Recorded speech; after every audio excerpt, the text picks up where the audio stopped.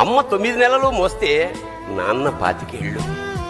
రెండూ సమానమే అయినా నాన్న ఎందుకో వెనకబడ్డాడు. ఇంట్లో జీతం తీసుకోకుండా అమ్మ, తన జీతం అంతా ఇంటికే ఖర్చు పెడుతూ నాన్న, ఇద్దరి శ్రమ సమానమే అయినా అమ్మ కంటే నాన్న ఎందుకో వెనకబడ్డాడు.